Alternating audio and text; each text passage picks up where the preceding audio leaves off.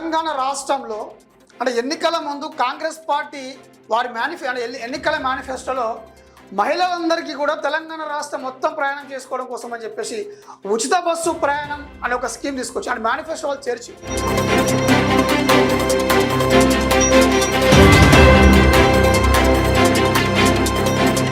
అధికారంలోకి వచ్చిన తర్వాత కాంగ్రెస్ పార్టీ తెలంగాణలో అధికారంలోకి వచ్చిన తర్వాత రేవంత్ రెడ్డి గారు ముఖ్యమంత్రి అయిన తర్వాత తూచా తప్పకుండా ఈ ఉచిత బస్సు ప్రయాణాన్ని మహిళలకి ఉచిత బస్సు ప్రయాణం ఏదైతే ఉందో ఆ స్కీమ్ అమలు చేసింది.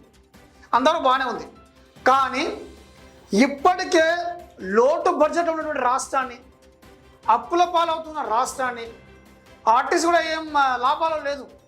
గత కొన్ని సంవత్సరాలుగా ఆర్టీసీ కూడా కొన్ని వేల వందల కోట్ల నష్టాలు నడుస్తుంది.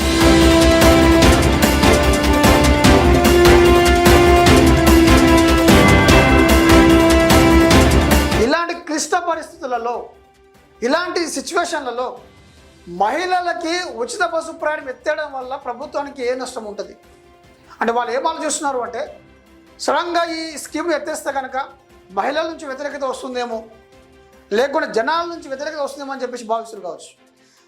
రాష్ట్ర ముఖ్యమంత్రి రేవంత్ రెడ్డి గారు దయచేసి మీరు ఇంటెలిజెన్స్ రిపోర్ట్ తీసుకోండి. ఉచిత బస్సు ప్రయాణం వల్ల రాష్ట్రానికి నష్టమే తప్ప లాభం ఎలాంటి లాభం లేదు.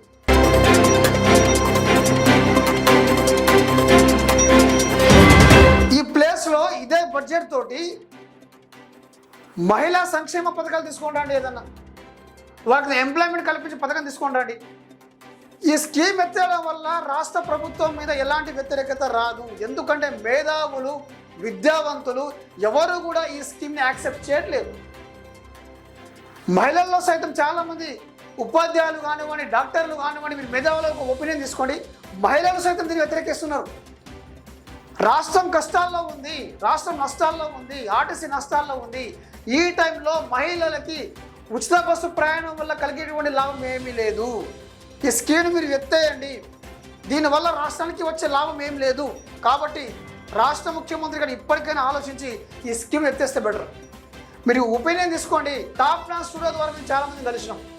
టాప్ ప్లాన్ స్టూడియో ద్వారా మేము చాలామంది మహిళల అభిప్రాయాలు కూడా సేకరించాం. మేము మేధావులు, విద్యావంతులు చాలామంది ఏమంటున్నారు అంటే వందల కోట్ల రూపాయలు నష్టపోతూ మహిళలకి ఉచిత బస్సు ప్రయాణం కల్పించడం కంటే వేరే స్కీమ్ తీసుకొని రండి, మహిళలకి ఉపయోగపడే ఏదైనా సంక్షేమ పథకాలు తీసుకొని రండి, విద్యారంగంలో, వైద్య రంగంలో స్కీమ్ తీసుకొని రండి. ఈ స్కీమ్ని ఎత్తేయడం వల్ల, ఉచిత బస్సు ప్రయాణం అనే స్కీమ్ని ఎత్తేయడం వల్ల ఎవరు దీన్ని వ్యతిరేకించరు, ఎవరు దీనికి యాక్సెప్ట్ చేయట్లేదు. ఫస్ట్ ఆఫ్ ఆల్ మహిళలు సైతం ఇది ప్రభుత్వానికి భారం అవుతున్న విషయం అర్థమవుతుంది. ఏం లాభం చెప్పండి? ఆర్టీసీ కొన్ని సంవత్సరాలుగా నష్టాల్లో ఉంది. కండక్టర్లకి, బస్సు డ్రైవర్లకి జీతం ఇచ్చే పొజిషన్లో లేదు ఆర్టీసీ డిపార్ట్మెంట్ ఏదైతే ఉందో. అలాంటి ఆర్టీసీ ఇండస్ట్రీ, అలాంటి ఆర్టీసీ సంస్థ నష్టాల్లో ఉన్న సమయాల్లో ఈ ప్రభుత్వానికి పేరు భారమే కదా. రోజుకు వందల కోట్ల రూపాయలు ప్రభుత్వం మీద భారం పడుతుంది అంటే ఆ భారం ఎవరు మోస్తున్నారు? ప్రభుత్వం కాదు కదా, ప్రజలు, సామాన్య ప్రజల పైన ఈ భారం పడుతుంది. పన్నుల రూపంలో వీళ్ళు కట్టేటువంటి ట్యాక్సెస్ అన్నీ కూడా వీళ్ళ మీద పడుతుంది, అంటే పేద ప్రజల పైన భారం పడుతుంది.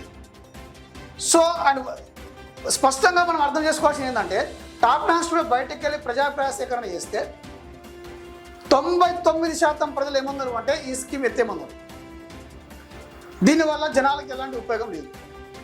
మహిళలు సైతం ఏమంటున్నారంటే ఉచిత బస్సు ప్రయాణం వల్ల ఏముంది, ఒక ఏరియా నుంచి ఇంకో ఏరియా వాళ్ళు ప్రయాణం చేయొచ్చు, కానీ దీనివల్ల కలిగే లాభం ఏం చెప్పండి? అసలు అడిగిరా ప్రజలు ఎవరన్నా దీన్ని ఖచ్చితంగా అమలు చేయాలని చెప్పేసి?